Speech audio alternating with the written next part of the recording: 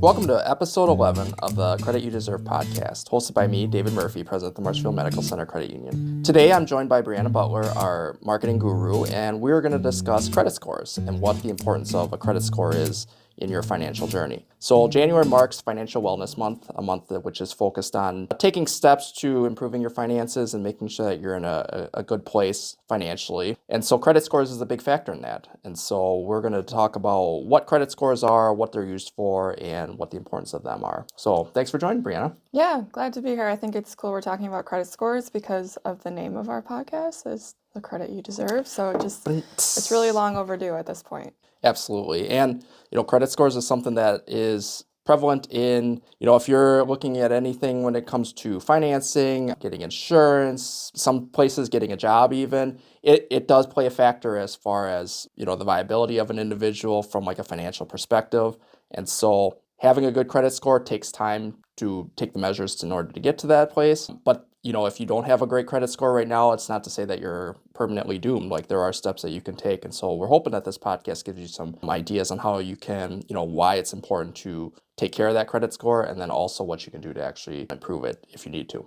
Yeah, and there are a lot of things that the credit union can do to help you improve your credit score too. And we'll talk about that. Absolutely.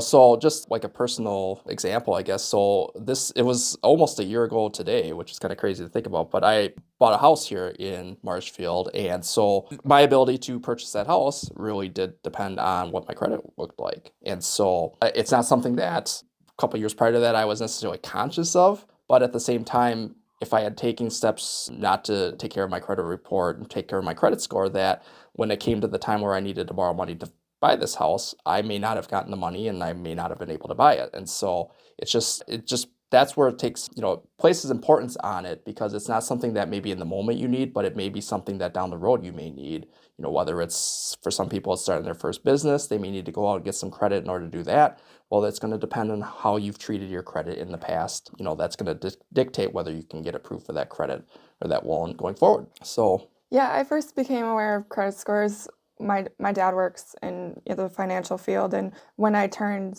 18, I was old enough to get, I think it was 18, old enough to get a credit card, and I was taught growing up to be leery of credit cards, so it was weird that my dad was like, well, you should get one, just make sure to pay it off every month because that's a way to build credit. And also student loans, paying those off on time, that's another way that I was building credit at that time. So I think just the sooner you can start building a good credit score, the better. Yeah, and unfortunately, as Brianna alluded to, your credit can start even younger than 18. For some individuals, they may choose to place like a teenager on a credit card as an authorized user, for example, or they may allow them to co-sign on a car loan, when they get one at 16, which is great if you're taking the steps to make your payments on time and make sure that your loan doesn't go delinquent and that, those things are taken care of. However, it can also have a pretty vast detriment to your credit report if you do make payments late, or like if you get a credit card or you're an authorized user and you either rack up a large bill and you can't pay it or you miss payments. So it is one of those fine lines where it is financially responsible to start building that credit as soon as possible, but you also want to make sure that you are actually adding positively to that experience because any negative steps that are taken during that time can really have a long-lasting effect. And for like kids who are going off to college, it could impact their ability to get student loans if they need to do that, getting your first vehicle, getting your first home. All these things could be delayed, or you may not be able to do that just because of a decision that was made when you were young. So it is something that you want to be conscious of, when you're doing this. Yeah, absolutely. So let's take it a step back and talk about, we've thrown out the words credit score a few times now. What is a credit score? Yes. So if you've ever had your credit report pulled, so we'll even take it back a little bit further than that. There are three major credit reporting agencies in the United States. We have TransUnion, which is the most common here in the Midwest. We also have Experian and Equifax. And they're kind of regionalized based on, like TransUnion is heavy in the Midwest area, for example. And I don't remember which one is which, but one of them, Experian or Equifax, is more popular in the southeast of the country. One of them is more popular in the western part. But they all tell you the same things. They all gather data from all of your creditors meaning your banks, your credit unions, wherever you have a credit card out of or a loan out of. They gather all that information and they compile that to determine or to calculate essentially a credit score.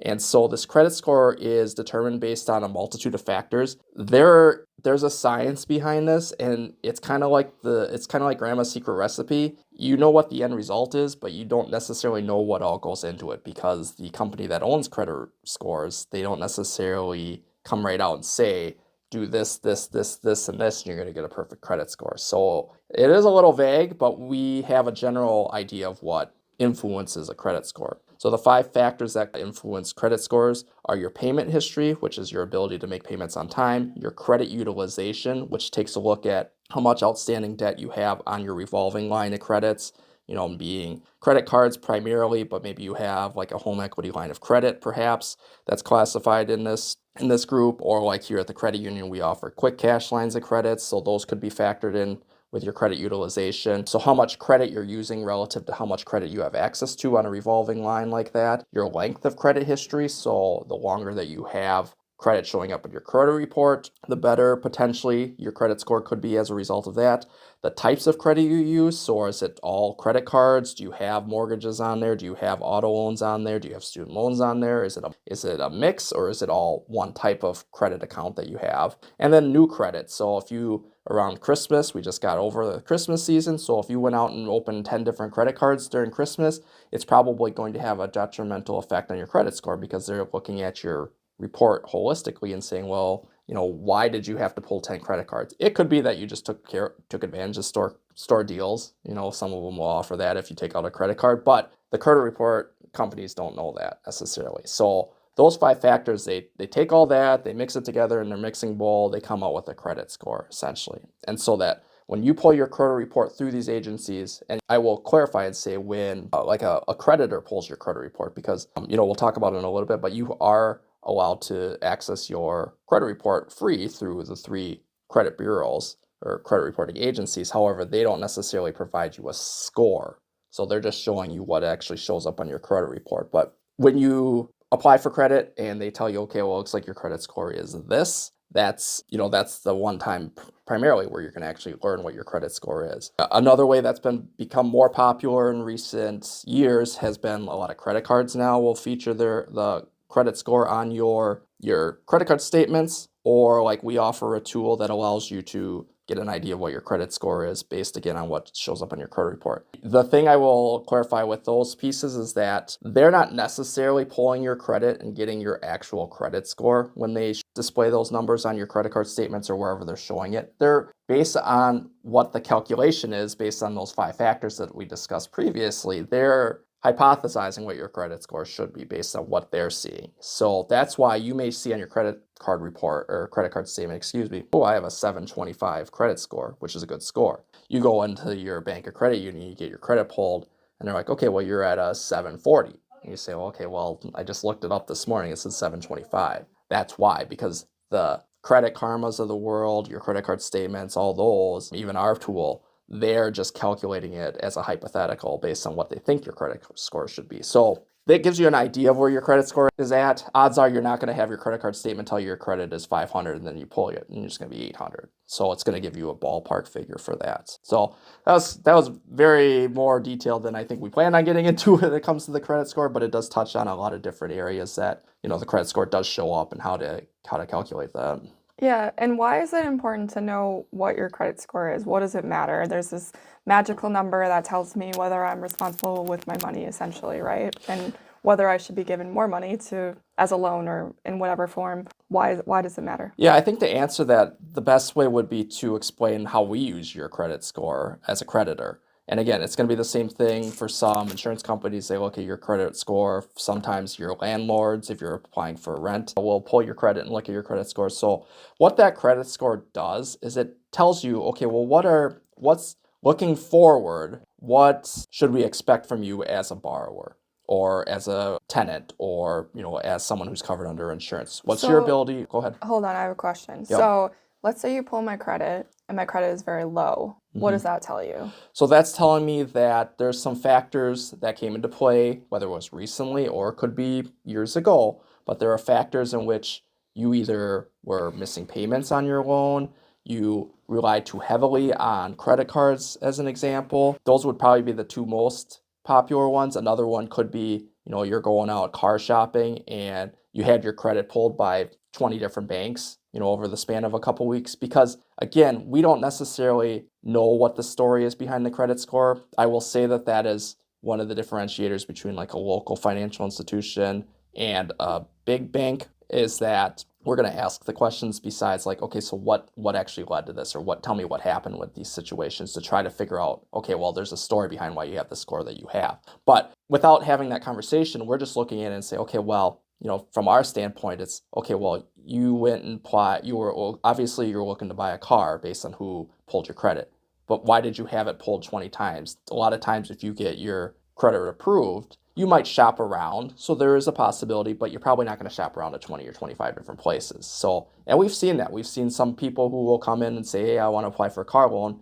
We'll pull their credit, and it's like, okay, well, we're the 15th place. So why didn't you go with the first 14 options, right? So a low score is going to take all those factors, those negative factors, unfortunately, and throw it into that score. And for us, it's not the end all be all, but it raises red flags. Okay, well, if your score is in the 500s, what happened here? For some people, they have to file bankruptcy, just because they can't afford to pay whatever debt they've taken out. Well, in the situation of a bankruptcy, for example, the creditors are the ones who end up taking the loss. So going forward then, when someone pulls your credit and sees that and your score is low as a result of that, they're going to say, okay, well, is there a chance that I give you this loan and I'm not going to get my money back? So that's where they're looking at good and bad. So with a lower credit score, let's say a 620 and lower, it's subjective. So I'm not saying that that's the end all be all, but a lower score is going to raise more red flags for a lender, because at the end of the day, it is a trust agreement. If you come into the credit union and you're applying for a loan and we approve you of that loan, the unwritten agreement is that, okay, well, we're giving you this money, you're going to pay us back. And so if we think, okay, well, is there a chance that this might not happen? Which there's always a chance. So we're not saying even if you have the perfect 850 credit score that you're not going to, that couldn't happen. But is there more likely of a chance that maybe you're not going to pay us back versus someone who has a cleaner credit history? And so that's why, like with a lower score, it just gives us more pause. How we look at it a lot of times is that if we've built a relationship with someone over time, again, we understand that why behind it. So another benefit of choosing local. Correct. And what I would suggest is that, if you are in a situation where maybe you don't have the best credit right now, don't wait till you need credit to start to build that relationship. Start having that conversation now, because even if it's 6 months, 12 months on the road and you're making steps towards improving that, but you haven't completely cleaned up your credit report or whatever the situation is, a lender may be more likely to say, okay, well, I see that you're taking steps to pay down your debt, or you're taking steps to make sure that your payments are made on time. I feel that even though your score may not support it, I feel that you're a little bit more trustworthy than what your score is. So that's the importance of developing that relationship earlier rather than later. So for example, if I were wanting to buy a house within the next year, from what you're saying, I should meet with somebody at the credit union. Now, if I'm a little bit concerned about my credit, because then you'll work with them to help them build their credit, and then you're also building that relationship that shows that, hey, this person's trying, and they'll be more likely to get a loan potentially.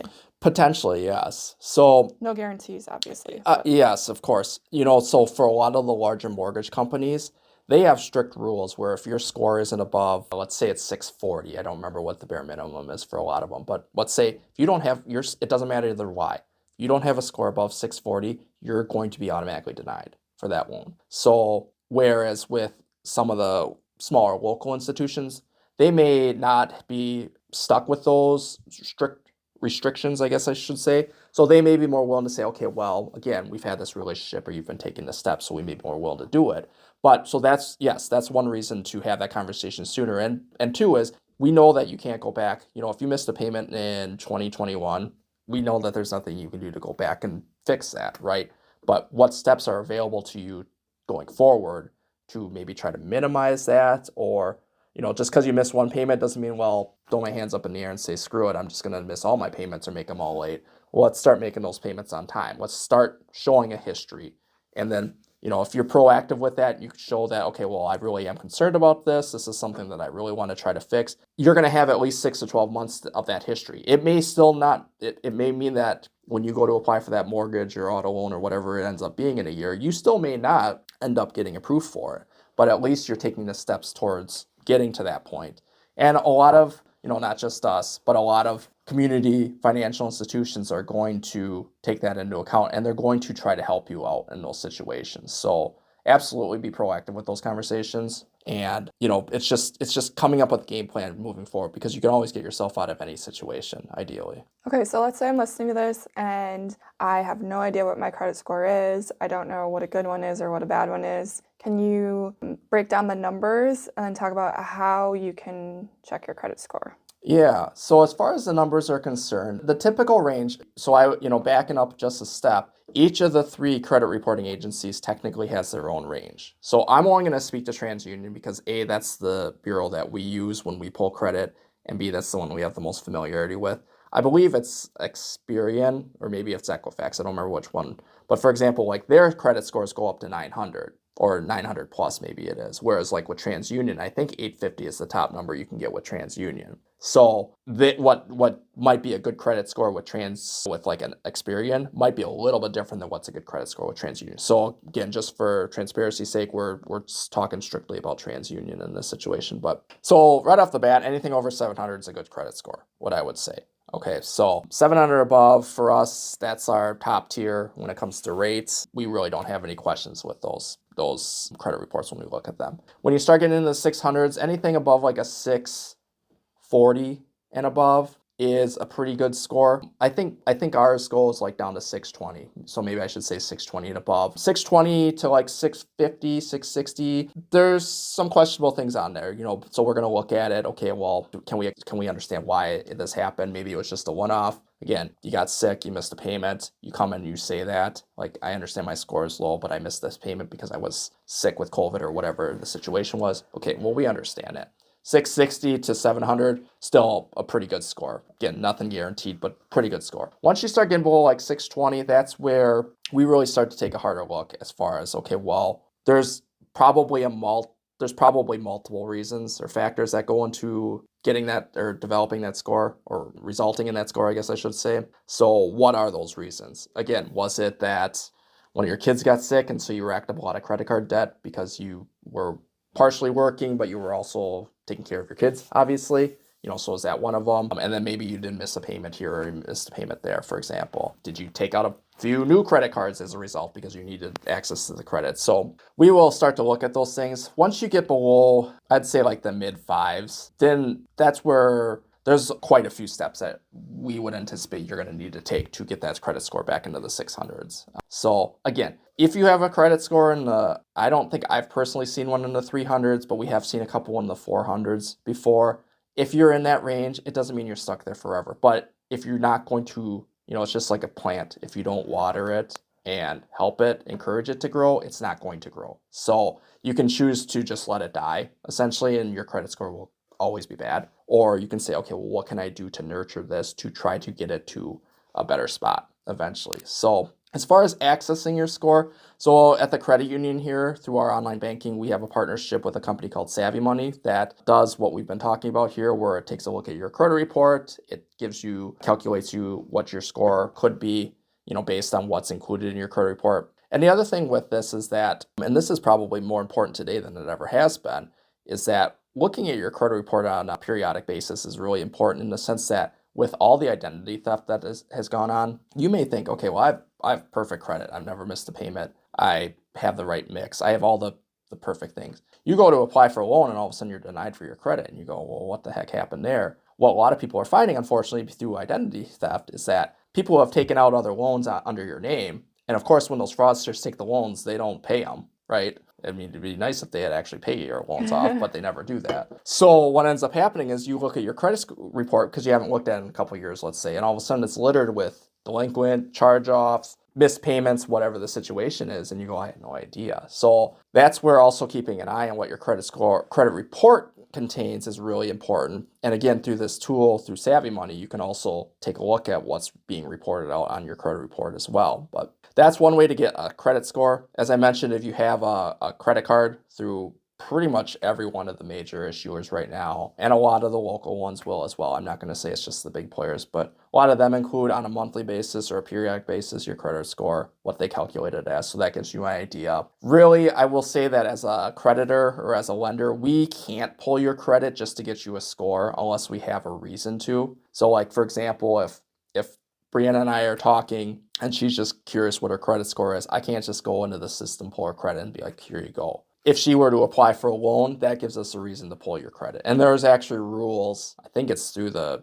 national government, but I know that there are rules in place to not allow for that to happen. So it's not just our decision that we're not pulling your credit for you. We have to have a reason to do that. Otherwise, a good area to take a look at your credit report, not your score necessarily, but your credit report would be through the government. Annualcreditreport.com is a website that allows you the ability to pull your credit report one time a year through all three of the reporting agencies. The best part about that is that you don't have to pull all three at once. So a good strategy could be divide the year into three. So that would put you at April, August, December. And each one of those months, you pull one of the three credit reporting agencies' credit reports. And that gives you an idea, okay, well, everything's still being reported as expected. Those are, there's a difference between what's called a soft inquiry and a hard inquiry.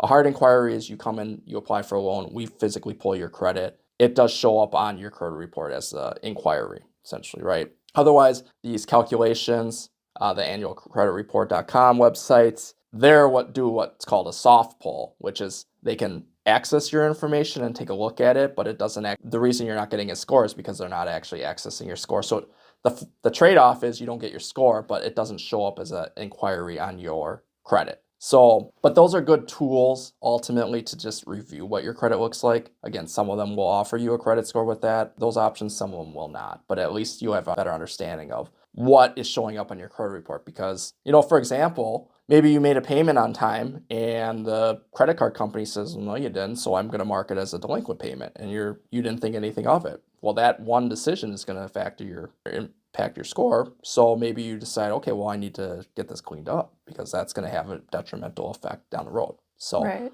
That's why it's important to look at all that stuff. So I knew somebody that didn't have any credit and applied for, they wanted to install cable, and the cable company required them to have credit for some reason. And it was an older couple. It was kind of crazy to me because they were able to pay cash, but they wanted that, credit score. So if you're in a situation like that where you have no credit or you're young, how do you start building credit? Well, from our perspective as a lender, what we will typically look at, if it's a younger individual, no credit whatsoever, we can require what's called a cosigner. So like in a lot of situations, it's Johnny's turned 18, got his first job, he wants to buy his first car. He has no credit leading into that application. So we may come back to Johnny and say, do you have a parent who's willing to co-sign on you? Essentially what they're doing is they're signing saying, yes, I will take care of this loan if little Johnny doesn't, but then we're also looking at their credit. But that's a good way to start to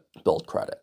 We also talked about credit card use and just having a credit card. And even if you just put one purchase on it and make a payment on that one purchase, at least it's showing that you can handle credit responsibly, I think is the main important part with that. If you're someone who's older, there are people who fall into that situation because maybe I've had my mortgage paid off for 20 years and I don't really use credit cards because I have oodles of money in my checking account or whatever the case is. It depends on your relationship with your lender, I would say, first and foremost, because I can't say that you would come in and all of a sudden we're automatically going to say that you're denied. It could depend on what you're looking for. But if you have, so I will say from our experience, if you show that you have wealth built up, a lot of times we will take that into consideration. That's that why piece, right? Mm-hmm. As to like, okay, well, why don't you have any credit? Well, I'm a multimillionaire, and for some reason, they wouldn't even touch this unless I have some credit. Okay, well, maybe there's a way we can handle this, or whatnot. So, for example, one loan type that we do not regularly, but we do periodically, I would say, is what's called a savings secured loan, is where basically the collateral you're putting up is like the money in your savings account.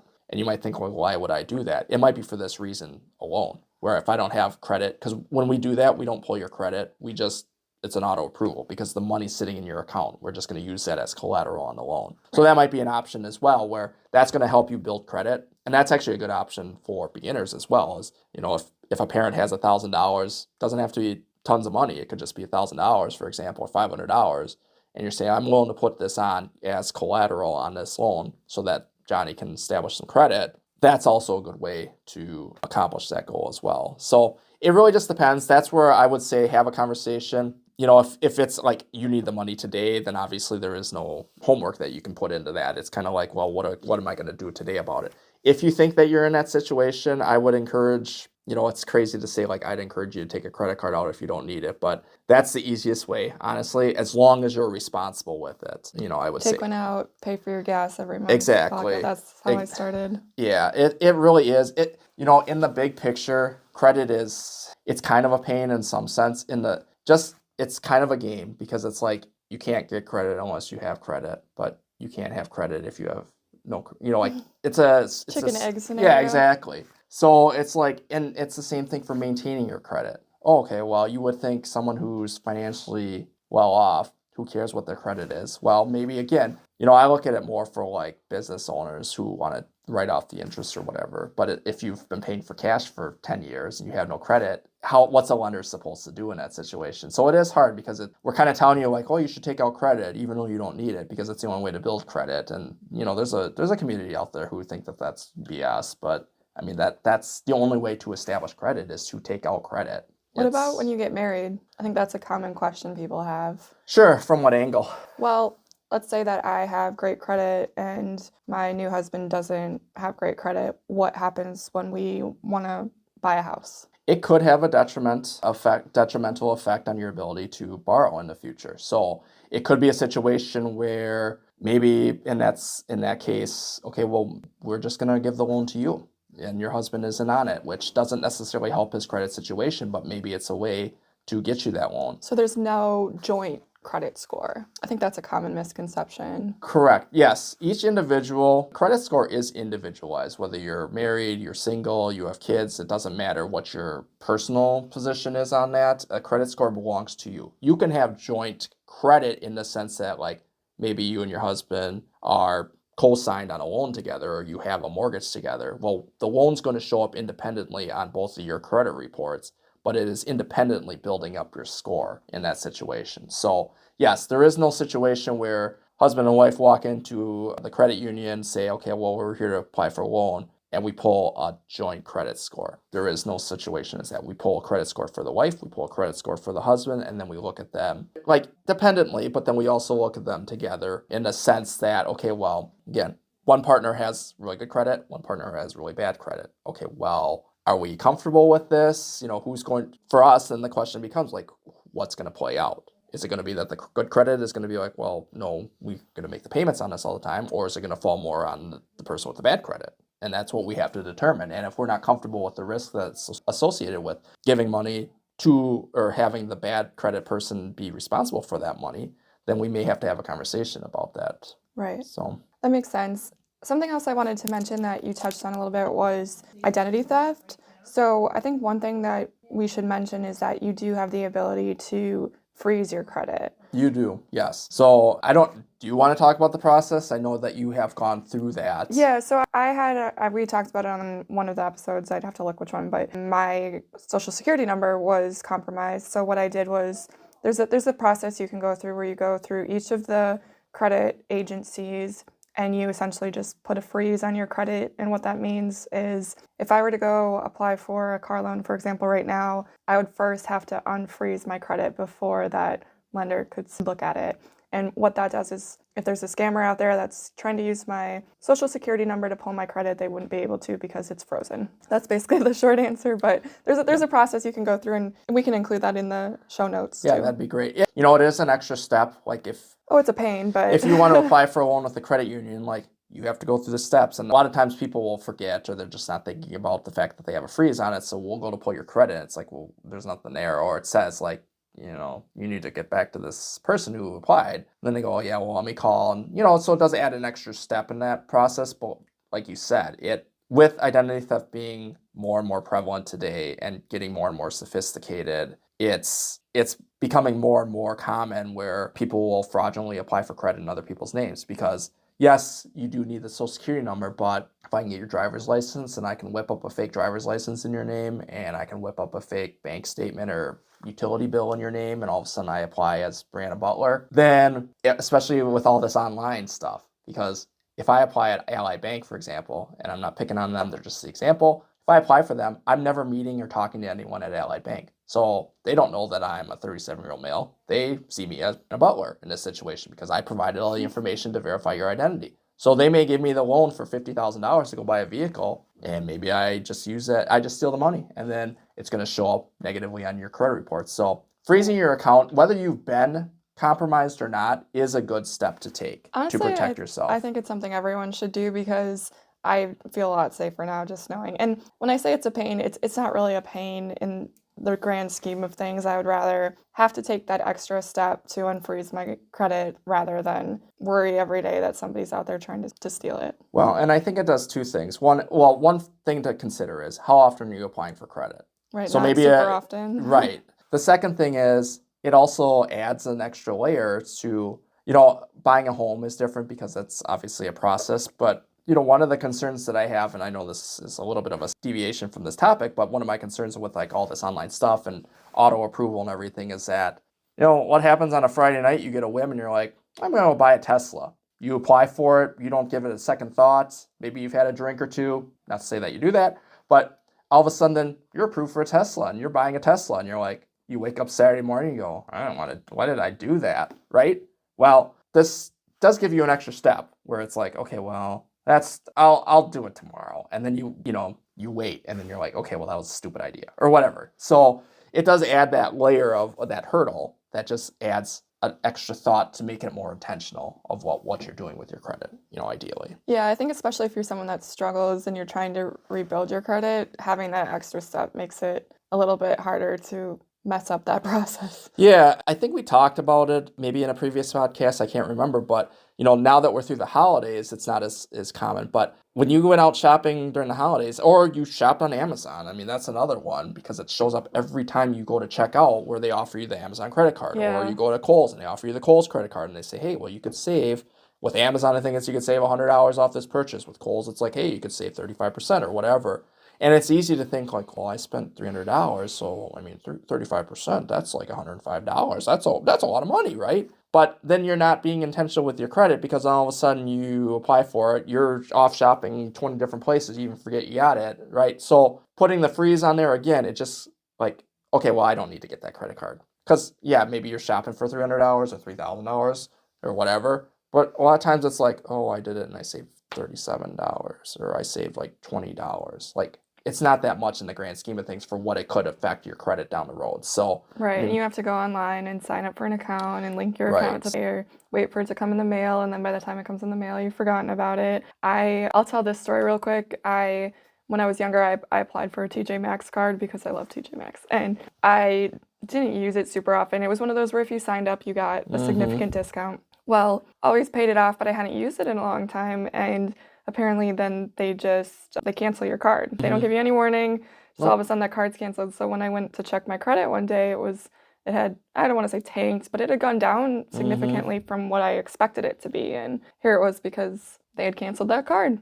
And so, I mean, that can happen too. So it's just the more you have to keep track of, the more likely there is something that's going to go wrong. So it's just be responsible with what you're signing up for and monitor it regularly. Well, and we know that the mail is a lot slower, especially around the holiday season. I mean, we've heard it from members who live literally like 10 miles away that it's taken like 2 weeks to get stuff in from Marshfield to them or vice versa. And so who's to say that that credit card even comes? Like there's been stories, if you Google it or whatever, I mean, where people will apply for these credit cards and then they forget about it because they don't ever receive anything. And all of a sudden they get this call from a collection agency going like, hey, you owe like $500 on this card. And you're like, I don't remember applying for that. So, I mean, it just has the potential to set you up for, I'm not going to say failure, that's too strong of a word, but it's just an extra hurdle that you ultimately have to overcome. Right. Just be aware of it. Exactly. But, at the end of the day, it is a tool. Your credit report, your credit score is a tool, but at the same time, it's an important tool when it comes to your ability to get financing in any sense, whether you're at the dealership buying your vehicle, you're looking for a home, you're looking for that credit card, whatever the situation is, whether we like it or not, unless you have the ability to pay with everything with cash, you have to rely on credit in some fashion. And so it's really important to understand more about your credit score, and then also to take the steps to make sure that you keep a solid credit score. It doesn't have to be the perfect credit score. There's actually a group of people in this world that strive for, I think they're called the 1%ers or something, but strive for the perfect credit score, and they share stories about how they actually okay, this is what I did to get the perfect credit score, and I waited this long and took out a credit card here and blah blah blah. I mean, it's an obsession. Whatever, to each their own. You just point at yourself, so I'm gonna out you. We don't judge. That's fine. But it is, without you don't need to go to that extreme. Is my point. But you do need to take care when it comes to your credit report ultimately. So takeaways, I think if you listen to this whole thing, thank you. First step would be to check your credit score. So either go online to annualcreditreport.com or use your credit card company or MMCCU's online banking. If you're a member here, of course, that we always love to hear that. That is a new tool through the online banking too. So it is. Yep. It's pretty sweet too. I've used it. So check your credit score. If it's low, start taking steps to improve it based on what we've talked about here, and we'll put some notes in the show notes too. And then from there, if you have any questions, MMCCU is here to help. We are. Yeah, we have some financial counselors on staff here who are willing to meet with you and walk through scenarios with you. One piece that is in that tool through our online banking that could be useful in this situation is it does have a what if scenario builder. So you look at it and it says your credit score is a 620, let's say. Okay, well, you can go out there and say well, what could I do to make it a 650 or whatever, or what happens if I cancel this credit card? What's it going to do potentially with my credit score? So you have an idea before you actually go through and do it, because it's like a personalized guide on how to improve it. Exactly. It's kind of cool. Once you take that step, there really is no going back. So if you cancel a credit card and you're like, oh shoot it, or my score 80 points, it's closed. There's not much you can do about it. So yeah, dang it, TJ Maxx. I know, sorry. Yeah, and then they still ask me if I want to sign up when I go, and sometimes when they're really pushy, I have to tell them this story because I just think that's not cool. But anyway, that's my own personal gripe. Yeah, we'll start a personal podcast to air your grievances, I guess, okay, sounds towards good. big box businesses. Okay. But no, I appreciate having the conversation about this and you sharing some of your anecdotes and your stories about using credit and building it and whatnot. And yeah, I'd encourage you, go to mmccu.com, check out what we have out there for just tips on building credit and whatnot. Otherwise, if you're open to it, call the credit union, set up a time, come in, meet with our staff. We're more than happy to sit down. And even if you're not applying for a loan, again, there's only so many things we can do. We can't pull your credit, but if you got a copy of it or whatever the case is, we can take a look at it and we can say, okay, well, these are, areas that we would be concerned with. What can we do to try to overcome those, I guess, ultimately? I love that you do that in a world where I think everything's become so, I don't want to say clinical, but even this stuff, the fact that you're willing to sit down with someone and help them through their credit, I think that's what makes credit unions really special. Yeah, absolutely. And I think that's what is going to be our differentiator going forward, honestly. Absolutely. So, well, thanks everyone for listening. Appreciate your time. And again, hope you have a good day. Hope you took something away from this. And if you have any questions, feel free to reach out to the credit union. Thank you.